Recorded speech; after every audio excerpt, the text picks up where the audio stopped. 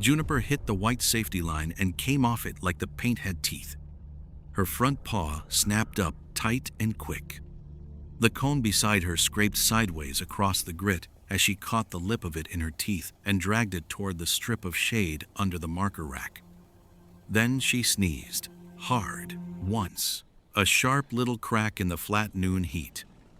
Behind her, the thermal guidance core was already moving on the service cart, slow as a bad decision, its reflective casing throwing pale light across the mirror array lane. Mara Vale saw the paw, the cone, the grit on the wrong side of the base, and the people still standing where yesterday's marks told them they were safe. She did not wait for the tablet in Tessa Wynn's hands to update. The line had official paint, neat cones, and the calm arrogance of something approved by people in cleaner shirts. Seal the area now. None of that mattered if the surface had turned wrong.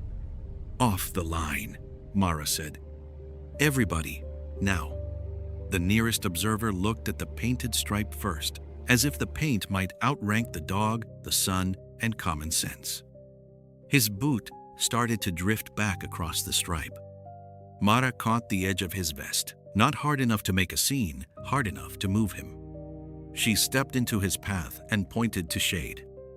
Move. The air tasted like hot dust and warm rubber.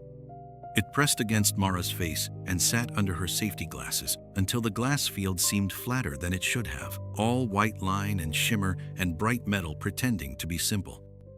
Once the core moved, a painted stripe could stop being a promise and start being bait.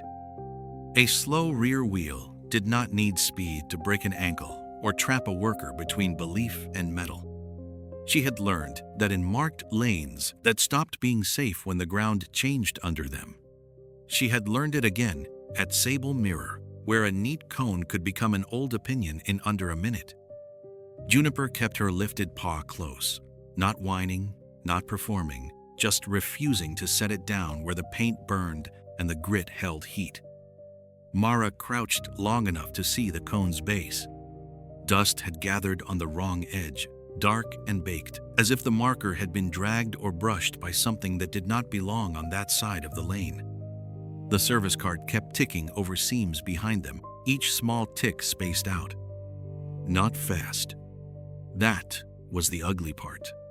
People behind her were still trying to obey paint, and ahead of her the core was already making the paint irrelevant. Hold the cart, Mara called.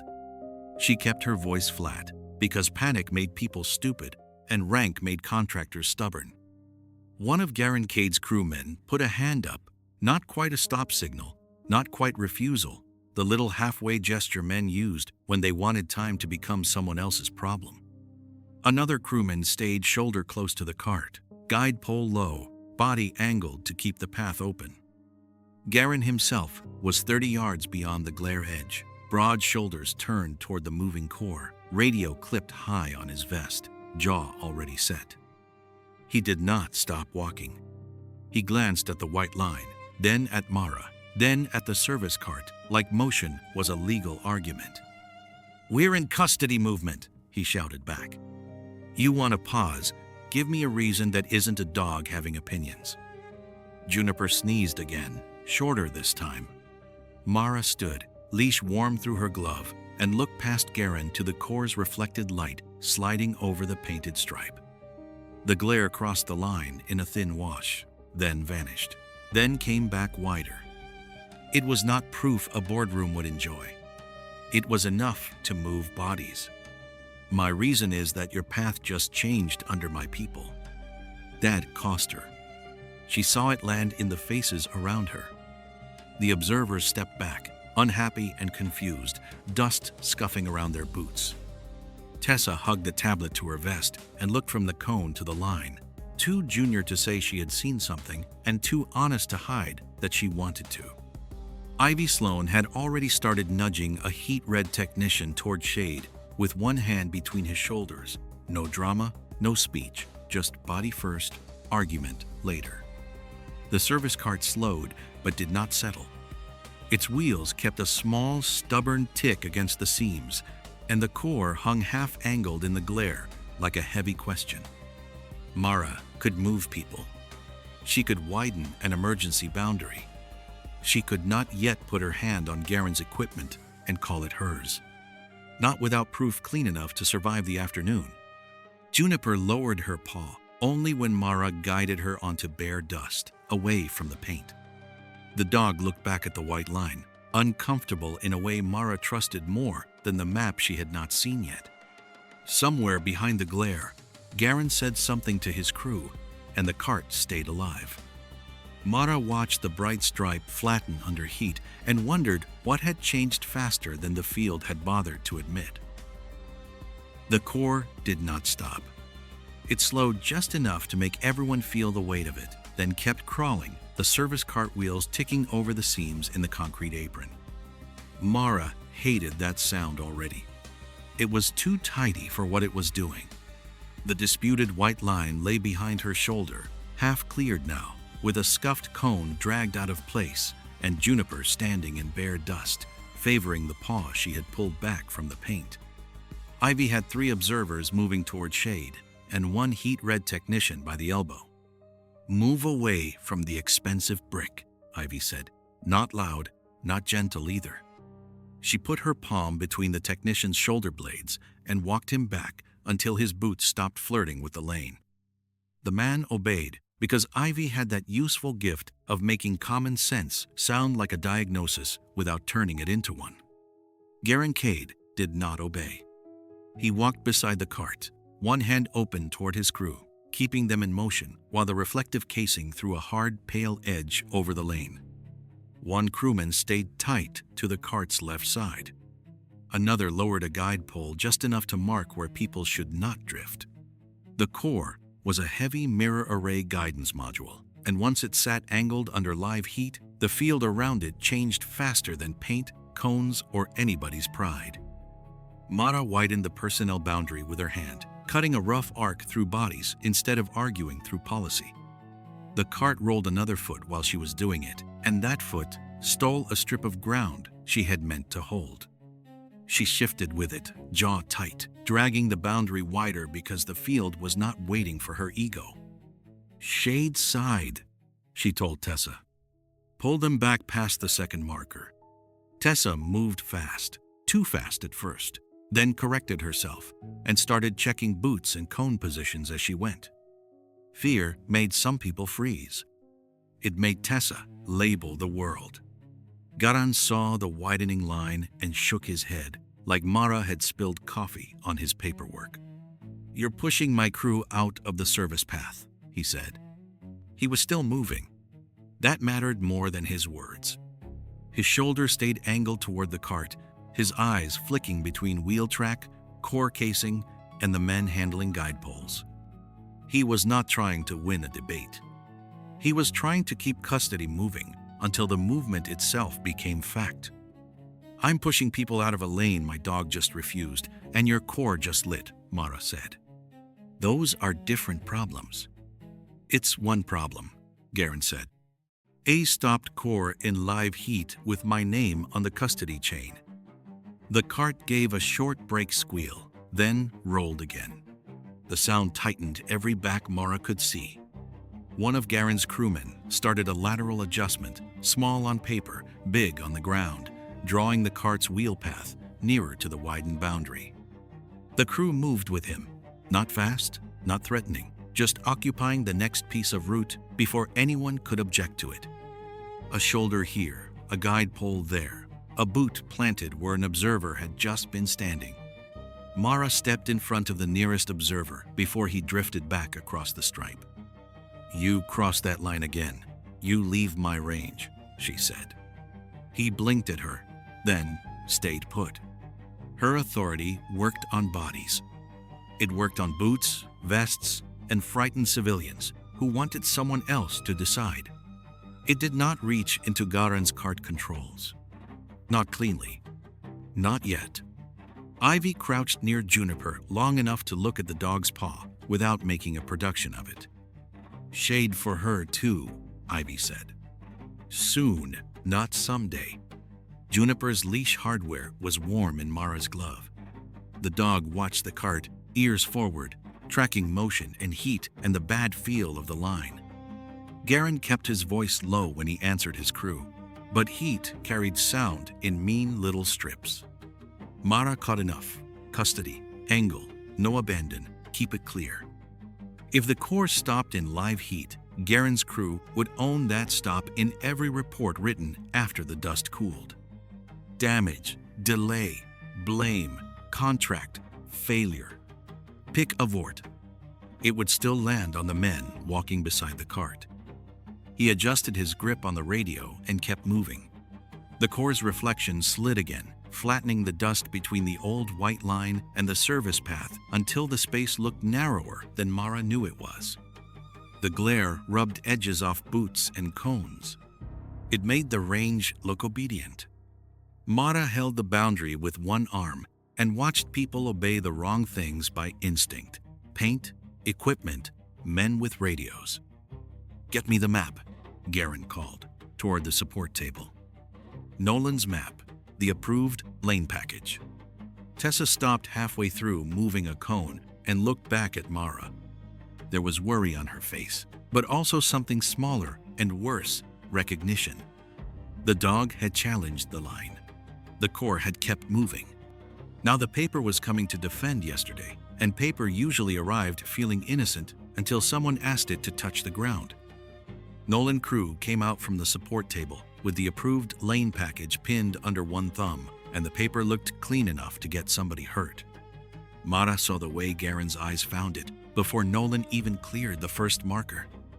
The service cart kept ticking behind Garen, the core throwing a pale edge over the dust while the widened boundary sat there looking unofficial and rude. Nolan stopped at the cone Juniper had dragged offline and straightened the top sheet against his palm. He always did that when cornered. Neatened the world first, then defended it. "This lane was cleared," he said. "Dry, not loud. Panel angle, cart path, personnel spacing, all within tolerance when we cut the package." Garen seized the words like he had ordered them. He jabbed 2 fingers toward the service path and motioned his crew to hold their loose screen beside the cart. "Approved lane," he said. You heard him. Mara did not look away from the ground. The cone's base had left a gritty crescent across the paint. Juniper nosed it once, then circled wide around the next marker, leash drawing a shallow curve through hot dust. That curve bothered Mara more than the argument. Dogs did not care about approval packets. They cared about surface, scent, heat, pressure, the boring facts humans dressed up until they forgot to respect them again. Mara reached down and lifted the cone by its gritty edge. Heat came through her glove, not enough to burn, enough to make the object feel like it had been sitting in the wrong argument. "Tessa," she said, "you looked at this row before Juniper pulled it." Tessa's mouth tightened. She had a strip of marker tape stuck to one sleeve and the tablet hugged against her vest. "I logged a minor cone drift near the second marker," she said. "Half an inch, maybe less. I thought it was from the cart wash or a boot strike." Her eyes flicked to Nolan, then dropped. "I didn't kick it up because the map still matched the line." Mara saw how much that cost her to say out loud, in front of Nolan and Garen and the crew waiting for someone junior to become convenient blame. Garen made a sound that wanted to be a laugh and did not quite make it. "So we're stopping a live custody move over half an inch and a dog that hates paint?" Nolan bent, picked up a marker card, and aligned it with the white stripe. The card did not sit where his map said it should. His thumb rubbed the paper corner until it softened. The card ticked again, and the guide pole nearest the core slid forward another inch. "Not stopping," Mara said. "Widening." She moved the first cone herself, 2 steps back and shade side, making the new boundary ugly and honest. Tessa followed, fast now, clinking marker stakes into the dust with more force than needed. Juniper sniffed the moved cone, sneezed at the hot grit, then pulled away from the old line again. Mara made herself keep the interpretation narrow. A dog gave you pressure, discomfort, history in dust. Nolan's shoulders sank a fraction. Recognition, not surrender. "I had a glare drift note this morning," he said. Garen turned on him. Nolan lifted one hand before the contractor could start. Minor. Outside the lane at the time, a reflection edge crossing early near the service path. On. He looked at the core, then at the old map. Yesterday's map is today's decorative lie. The line landed dry and bitter, and Mara hated that it made her want to smile. She did not. Smiling at a map while a moving machine still owned the field felt like the kind of thing that got quoted after hearings. She widened the boundary another 3 feet, then 5, pushing bodies and cones away from the paint, while Garen's crew held the cart in a sulky crawl. The service wheels ticked, stopped, ticked again. Paper shifted in Nolan's hands. Tessa drove a stake down and glanced at Mara, waiting to see if the world would punish her for being right too late. The old map had not lied. That was the problem. A correct record built for a field that no longer existed could still hurt somebody if people kept treating it like present tense. Heat, glare, the core's angle, dust moved from one side of the cone to the other. Little things, until a painted lane became a dare. Garen kept one palm out toward his crew, using Nolan's package like a shield even after Nolan had dented it. Mara felt the next problem harden in the glare. They had widened the line. Now they had to prove how far the field had moved before the core did it for them. Garen adjusted the core before anyone finished being right. He gave a short hand signal to the cart operator, palm down, 2 fingers cutting left. The crew answered with the tired obedience of men who wanted the day to end without their names on a failure report. The service cart shifted a fraction, not much, but the core's reflective face caught the sun and threw it sideways across the glass field. The white glare did not flash like a movie effect. It slid. Quiet, mean, practical. The lane flattened under it until the far cone seemed close enough to touch, and the marker beyond it looked like it had floated backward. Mara felt her eyes try to make the field honest. They failed. "Do not rotate that again," she called. Garen did not look proud. He looked busy. Worse. "I'm clearing heat off the casing," he said, walking with the cart. "You want it cooking in place?" It was a practical answer, the kind that ruined simple blame. The glare widened anyway, bright enough that Tessa lifted one forearm across her safety glasses. The lenses flashed white, then silver, then white again, and for a second, Mara could not see Tessa's eyes at all. Glare did not just blind you. It made you trust the wrong shape. A worker near the service path took one step toward what looked like open dust and almost put his boot inside the cart's turning arc.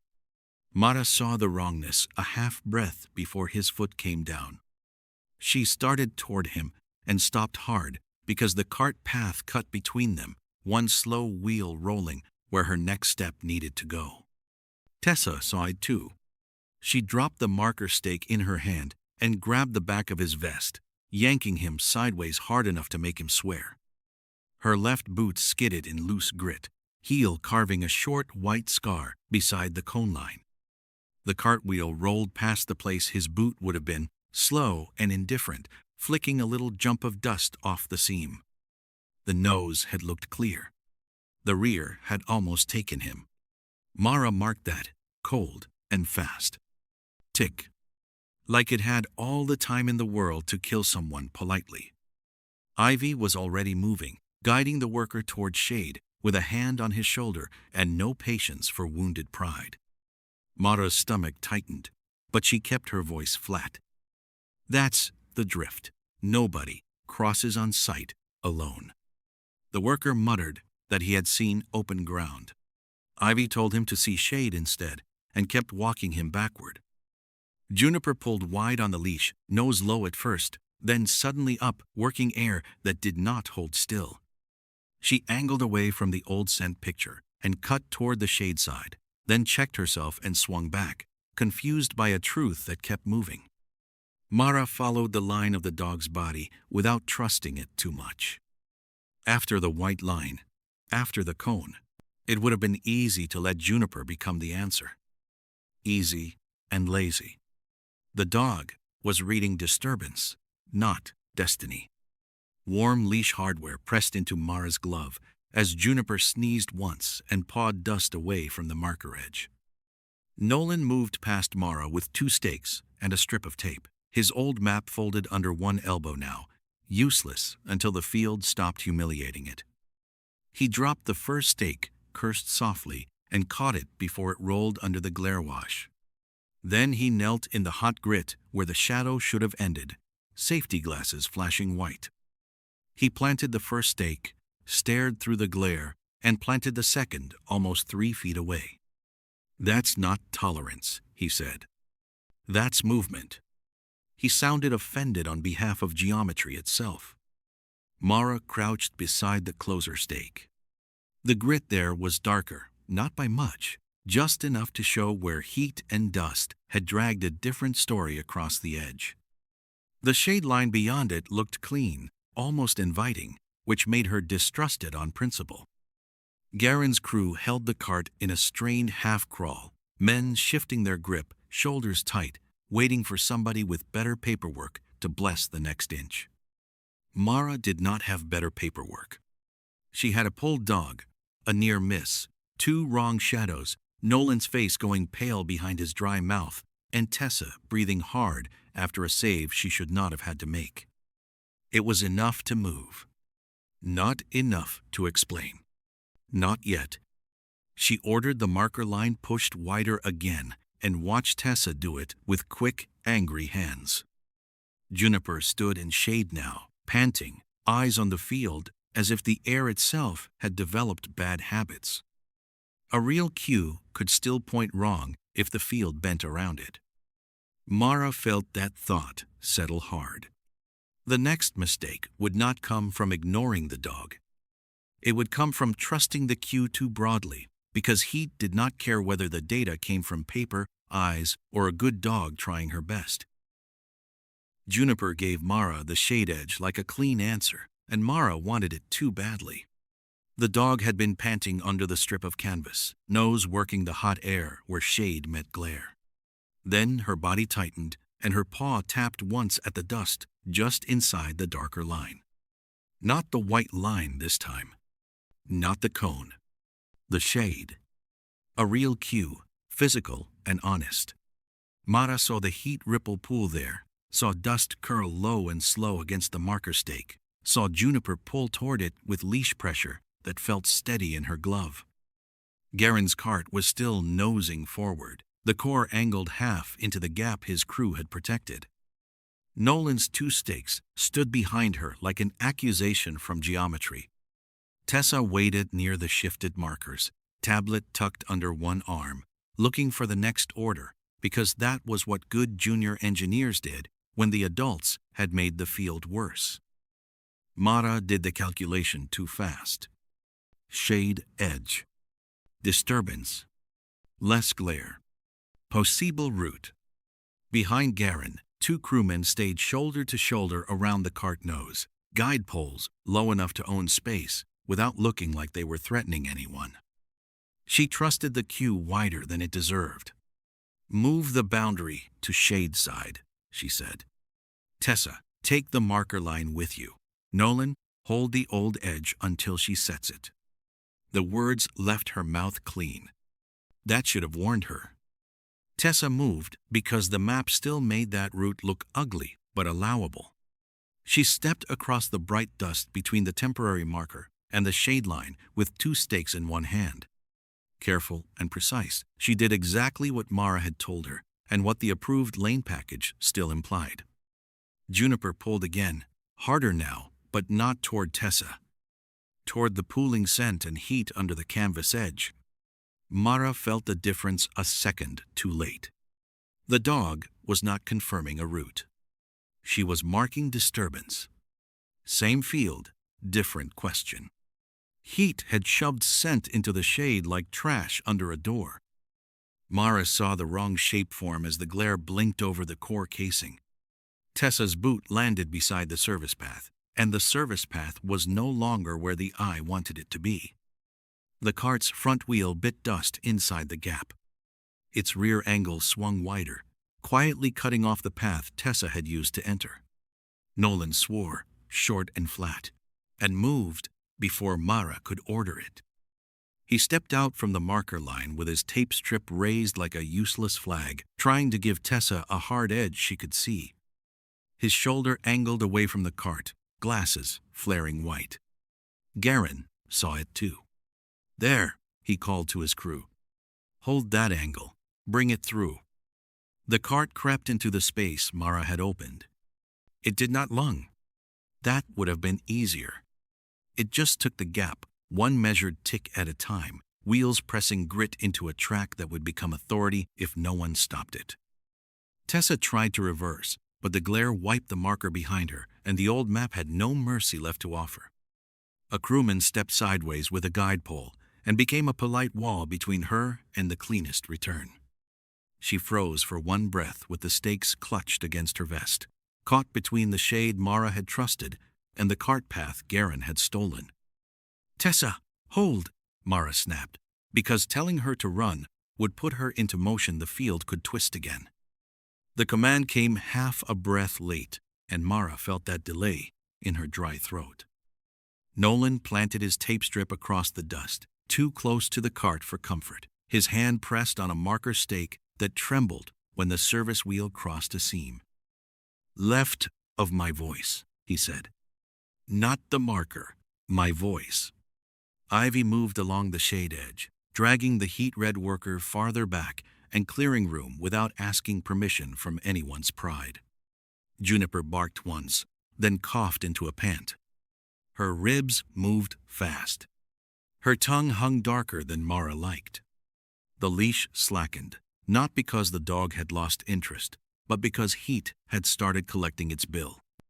Mara did not apologize. There was no time to decorate a mistake. She pulled the boundary back with her own body, one arm out to stop an observer from drifting toward Tessa, her other hand tightening on Juniper's warm leash. The cost sat in her chest anyway, solid and ugly. Juniper had given real data. Mara had spent it like proof. That was on her. Garen's crew gained 6 feet, maybe 8, which sounded small until a slow machine owned it. The core slid deeper into the wrong lane, nose first, rear wheel eating the old return line, while the guide poles formed a moving screen around the gain.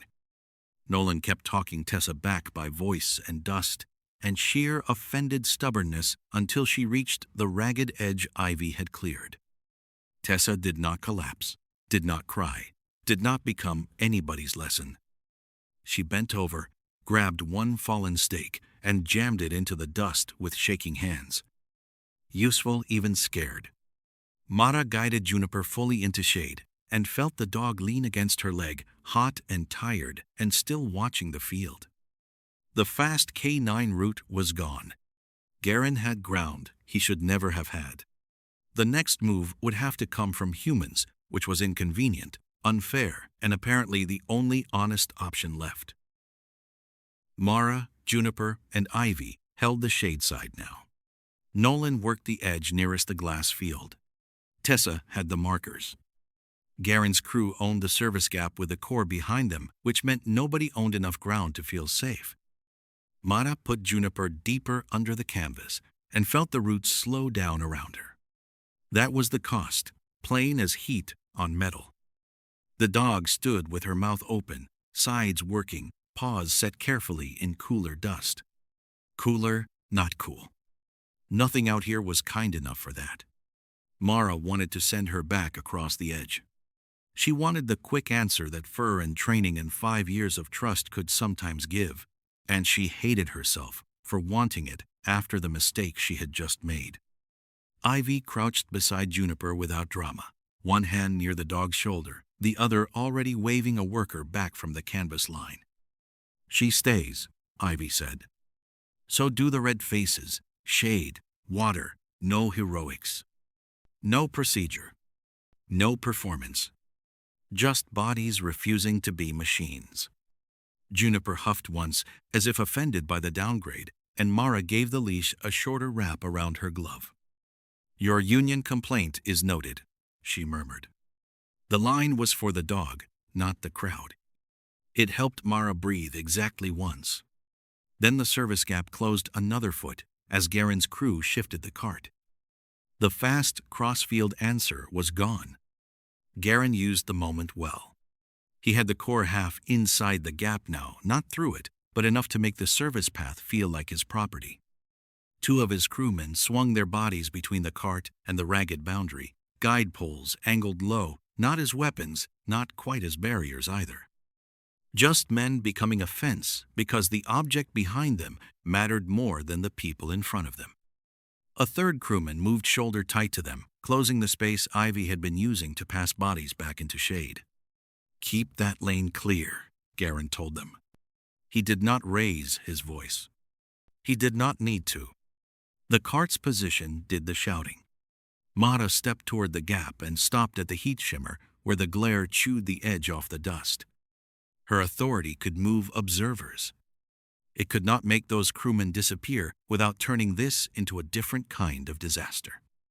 Ivy hauled the heat-red worker farther into shade and pointed Tessa after him.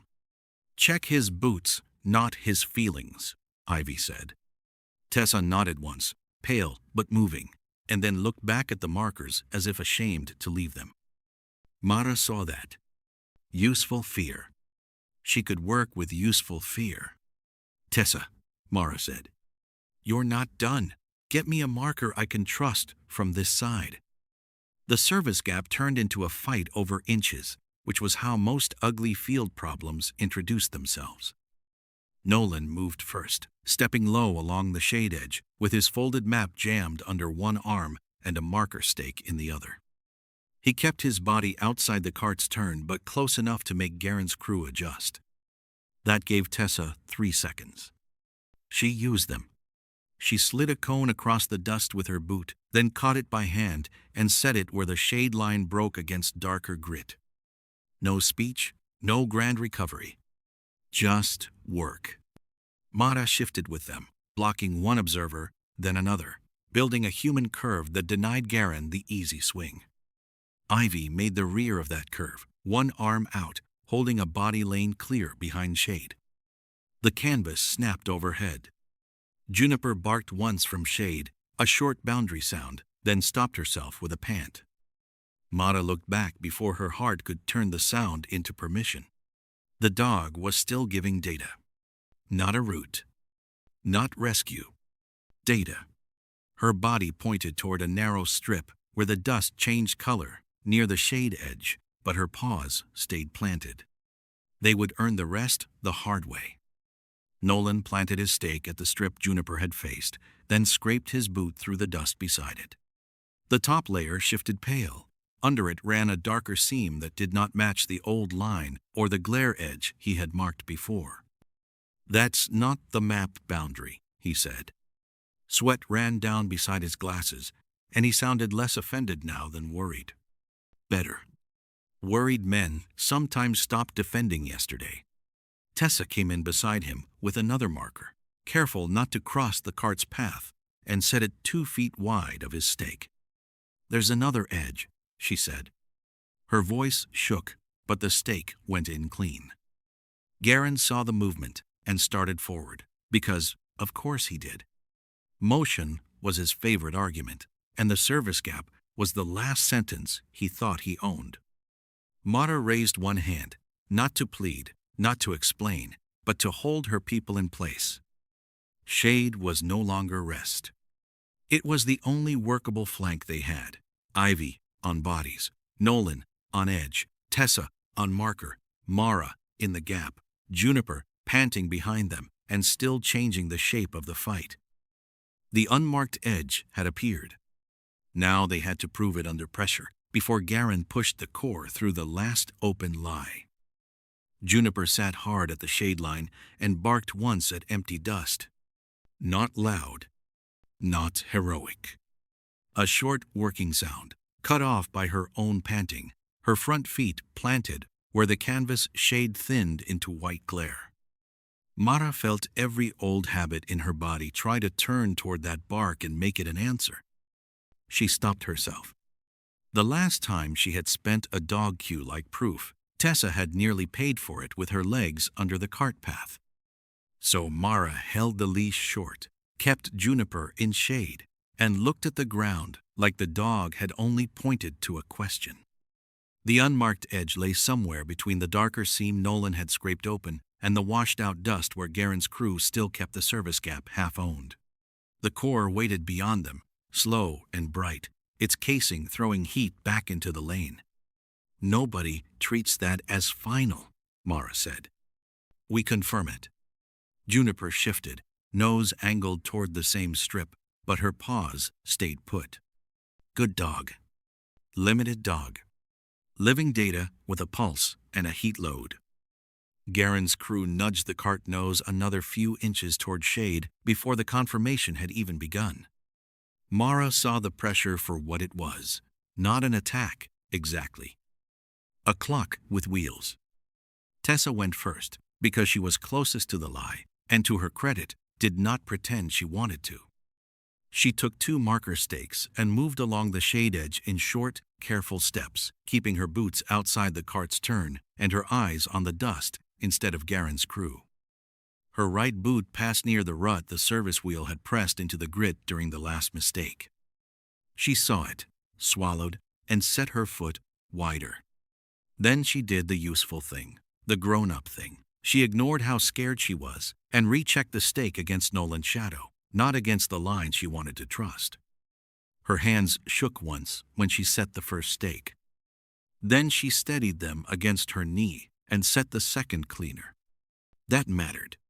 Mara watched the spacing, the bodies, the path the cart would want if Garen tried to cheat toward shade. Nolan moved in a shallow diagonal behind Tessa, holding his folded map against his ribs now like an old apology. He lowered himself until one knee nearly touched the hot grit, lifted one marker card, sighted past it toward the core path, then lowered it and stepped 3 feet right. No lecture. No neat little speech about angles.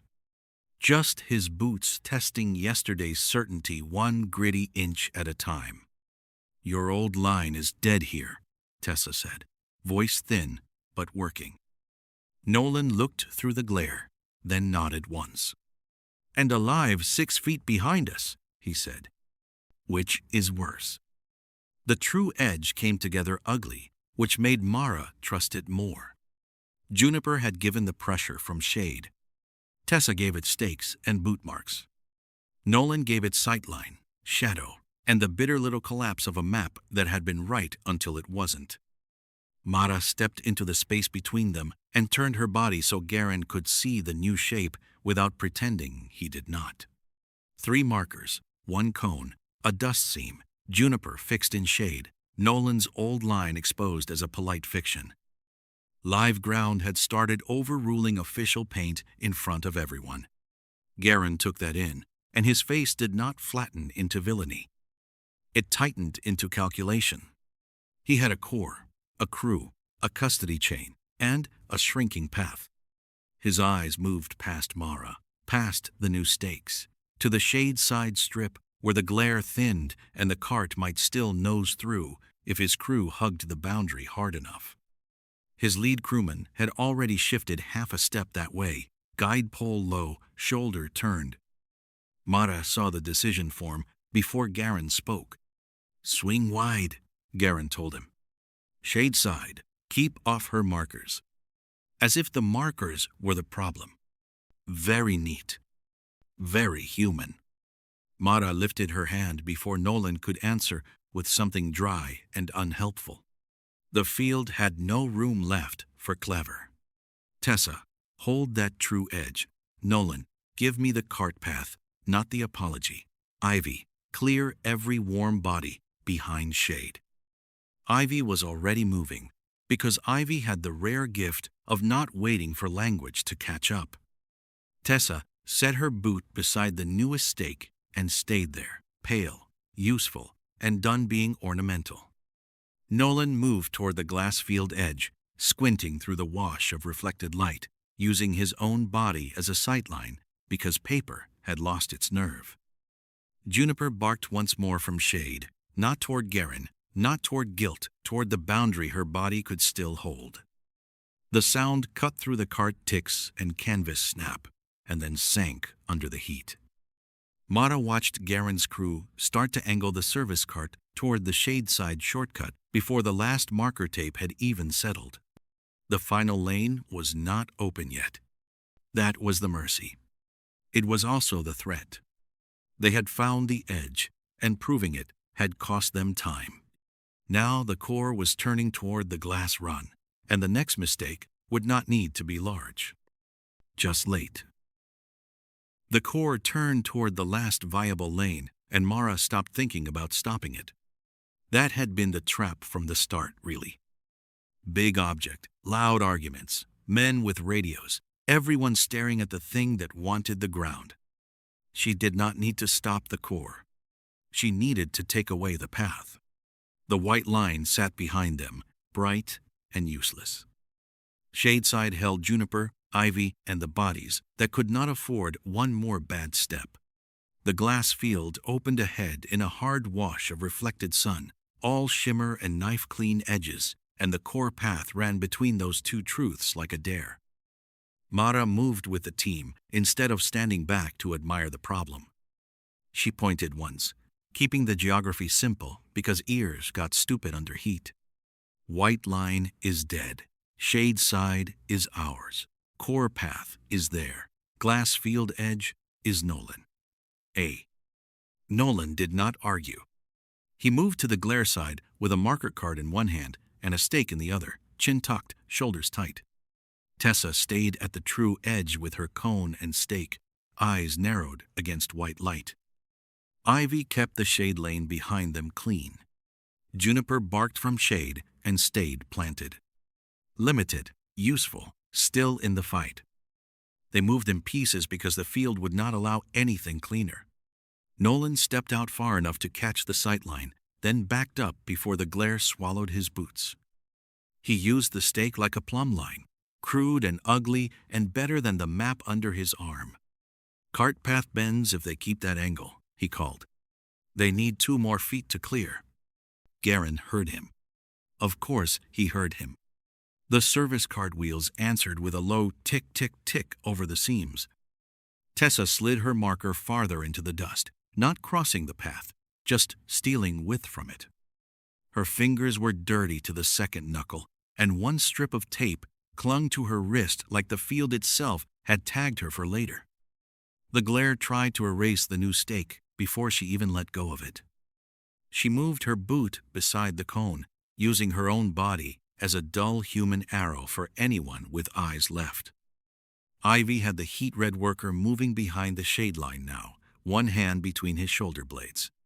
Her other hand waved off an observer who tried to help by standing exactly where help became an obstruction. Back, Ivy said. Helpful people still weigh something. Mara almost laughed. Almost. Juniper's leash stayed warm in Mara's left hand. The dog angled toward the edge, giving pressure but not permission. The final lane nearly opened when Garen's crew shifted as one body. It was a good move. That was the irritating part. They pulled the cart nose wide, let the rear settle, lowered the guide poles, and used the core's own weight to square the path. No villain tricks. No stupidity. Just competence aimed at the wrong god. The glare flattened the space in front of the cart until Tessa's newest marker looked farther away than it was. The cart nose cleared one stake by inches. The rear wheel began to write the real answer in dust. A radio crackled behind Ivy, range command asking for status too early to help and too late to matter. Mara saw Nolan's stake, Tessa's cone, Juniper's boundary, Ivy's cleared bodies, and the one strip of ground the core still wanted. She put all of it into commands, because thinking without moving was a luxury for people indoors. Nolan, call the rear wheel, not the nose. Tessa, mark where he says, not where it looks. Ivy, nobody crosses behind the cart. Juniper stays. End. The last one was for herself. The dog huffed from shade, offended and hot and alive. Nolan dropped to one knee at the glass field edge, sighted under the glare, and slapped his palm toward Tessa. There, 2 feet left of what your eyes want. Tessa moved before fear could bargain with her. She drove the stake in hard enough to bend the top.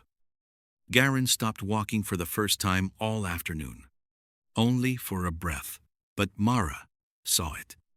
He had one push left, and he knew it. Formal range command crackled again somewhere behind Ivy, asking for status in the bland voice of people about to become historically irrelevant. No one had time to explain the shape of the field to a speaker box.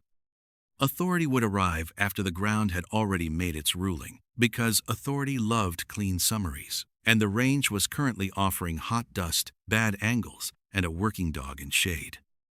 Garen looked at the new stake, the core path, the glass run, then at Mara. His expression said he was still not beaten. He was measuring whether the last move would look defensible from far away. That made the hair rise along Mara's arms under the heat. She tightened the team with one sweep of her hand. Nolan on geometry, Tessa on the true edge, Ivy on bodies, Juniper holding shade, Mara on the root. The crew settled shoulder to shoulder around the cart for the final try, guide poles down, rear wheel angled toward the last strip of believable dust. The lane had not died yet. It had narrowed to one ugly breath. Garen raised his hand to his crew, palm forward this time, not stop, not quite. Ready. One final push, and no one was coming fast enough to save them from it. Garen gave the signal, and the core started its last crawl. The service cart took the first foot with that same patient tick over the seams, as if patience made it innocent. It did not.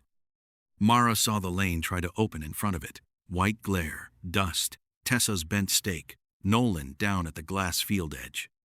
Ivy dragged the last warm body behind shade, and Juniper stayed planted under the canvas, with her head low and her eyes fixed on the boundary.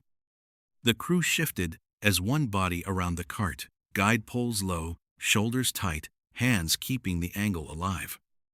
The core's reflection flared across the final lane and wiped the ground pale. Everything wanted to become one simple question: stop or don't stop. But the range had punished simple all afternoon. Mara lifted both hands and cut them sideways through the heat. Take the path, not the cart. Nolan heard her first. His head snapped up, and then he understood. Not fully. Enough. He shoved the old lane package under his knee, used the marker card against the dust, and called, "Rear wheel owns the lie. Tessa, 2 feet inside your stake, then back out." Tessa moved before Garen's crew did. She drove the next marker into the dust hard enough that the metal rang. Juniper barked from shade, a short boundary bark, and did not move. The dog held the edge. The humans had to kill the root. The cart kept coming. Garen's crew tried to bend around Tessa's new marker, rear wheel angling toward the temporary line as if the dust might negotiate if pressed slowly enough.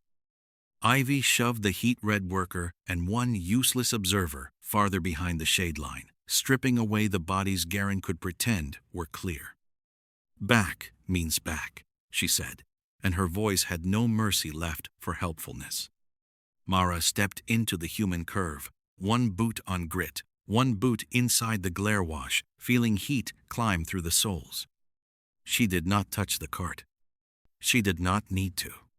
She pointed Nolan to the rear wheel, Tessa to the temporary line, Ivy to the last body, Juniper to shade. With one glance, she hoped the dog would forgive later. The core's reflection flooded her safety glasses and erased the space for half a breath. Nolan slammed his palm flat to the ground beside his own stake. "Old map is dead here," he called.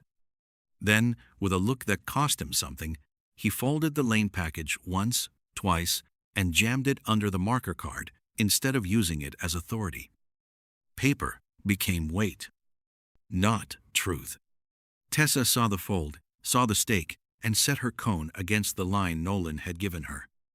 The cone scraped, orange against white dust, ugly and final. Garen's lead crewman checked his step.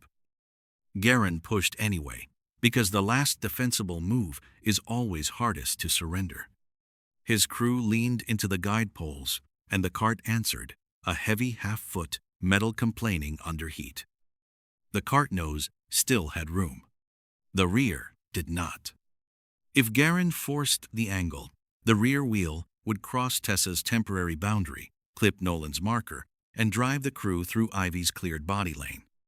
It would happen in full view of everyone standing there with dust on their boots and sweat running down their necks.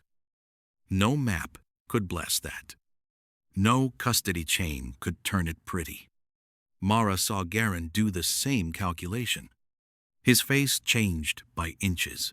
Anger first, then denial, then the hard practical grief of a man watching his last defensible sentence fall apart.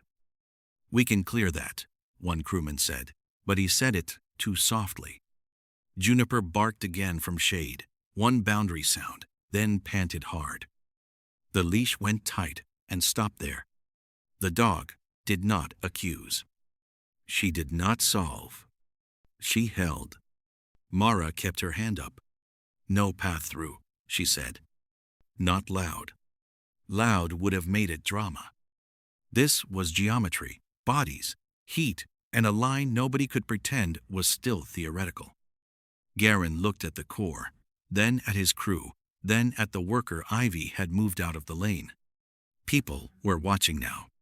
Not managers. Witnesses. His jaw worked once. "Set brake," he said. The stop came heavy and ugly. Metal complained. The service cart settled into the dust with the core half-angled toward a lane it no longer owned. For a moment, no one talked.